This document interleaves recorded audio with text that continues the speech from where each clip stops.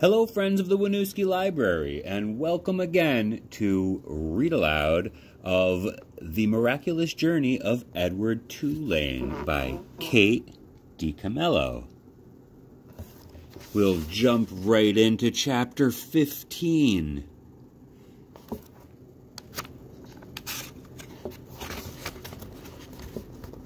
In the morning, the sun rose, and the cricket song gave way to bird song, and an old woman came walking down the dirt road and tripped right over Edward.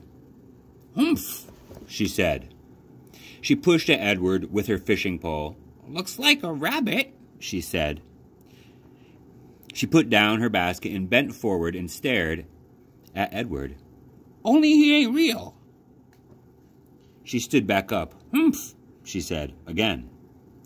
She rubbed her back. "What I say is, there's a use for everything, and everything has its use. That's what I say." Edward didn't care what she said. The terrible ache he had felt the night before had gone away and had been replaced with a different feeling, one of hollowness and despair. "Pick me up. Don't pick me up," the rabbit thought. "It makes no difference to me." The old lady picked him up. She bent him double and put him in her basket, which smelled of weeds and fish, and then she kept walking, swinging her basket and singing, "Nobody knows the troubles I've seen." Edward, in spite of himself, listened. "I've seen troubles too," he thought. "You bet I have, and apparently they aren't over yet." Edward was right. His troubles were not over. The old woman found a use for him. She hung him from a pole in her vegetable garden. She nailed his ears to the wooden pole and spread his arms out as if he were flying and attached his paws to the pole by wrapping pieces of wire around them. In addition to Edward, pie tins hung from the pole. They clinked and clanked and shone in the morning sun. "Ain't a doubt in my mind that you can scare them off," the old lady said. Scare who off? Edward wondered. Birds, he soon discovered. Crows. They came flying at him, cawing and screeching, wheeling over his head, diving at his ear. "Go on, Clyde," said the woman. She clapped her hands. "You got to act ferocious." "Clyde?" Edward felt a weariness so intense wash over him that he thought he might actually be able to sigh aloud. Would the world never tire of calling him by the wrong name?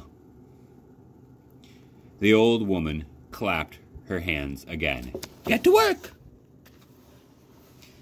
Get to work, Clyde!" she said. "Scare them birds off!" And then she walked away from him, out of the garden and toward the small house. The birds were insistent.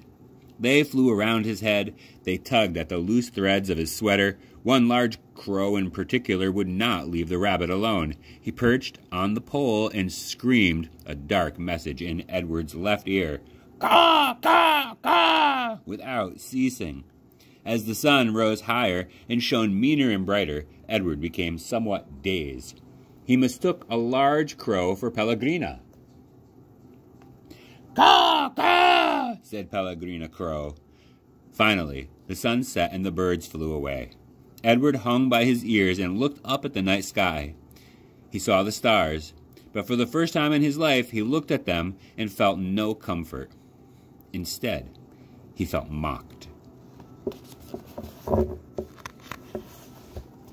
"You are down there alone," the stars seemed to say to him, "and we are up here in our constellations together."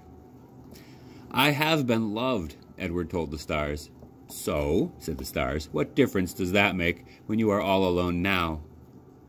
Edward could think of no answer to that question. Eventually, the sky lightened and the stars disappeared one by one. The birds returned, and the old woman came back to the garden. She brought a boy with her. Chapter 16.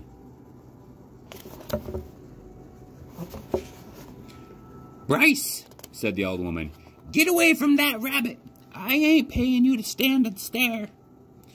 "Yes, ma'am," said Bryce. He wiped his nose with the back of his hand and continued to look up at Edward. The boy's eyes were brown and flecked with gold shining in them. "Hey," he whispered to Edward. A crow settled on Edward's head, and the boy flapped his arms and shouted, "Go on, get!" The bird spread its wings and flew away. "Bryce!" shouted the old woman. "Ma'am," said Bryce, "get away from that rabbit. Do your work. I ain't gonna say it again." "Yes'm," said Bryce. He wiped his hands across his nose. "I'll be back to get you," he said to Edward. The rabbit spent the day hanging by his ears, baking in the hot sun, watching the old woman and Bryce weed and hoe the garden. Whenever the woman wasn't looking, Bryce raised his hand and waved. The birds circled Edward's head, laughing at him. What was it like to have wings? Edward wondered.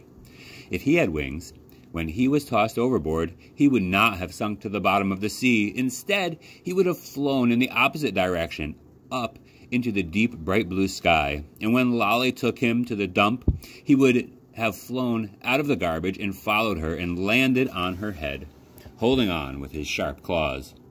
And on the train, when the man kicked him, Edward would not have fallen on the ground. Instead, he would have risen up and sat on the train and laughed at the man. "Caw! Caw! Caw!"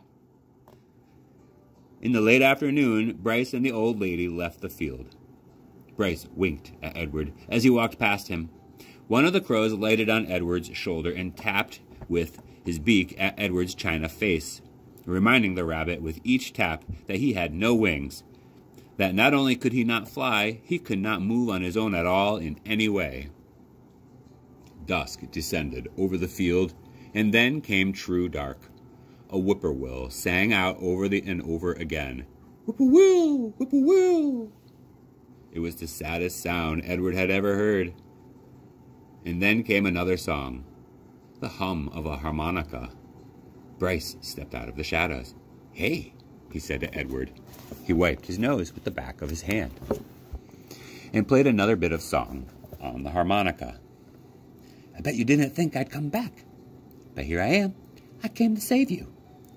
Too late, thought Edward as Bryce climbed the pole and worked the wires that were tied around his wrists.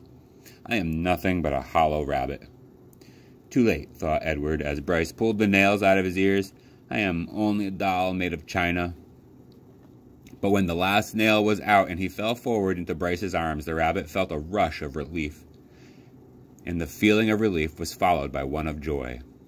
Perhaps, he thought, it's not too late after all for me to be saved.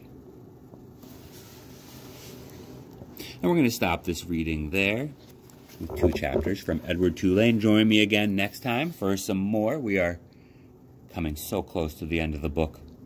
I hope you're enjoying it, and I hope you listen again next time. Thank you so much. Have a great afternoon.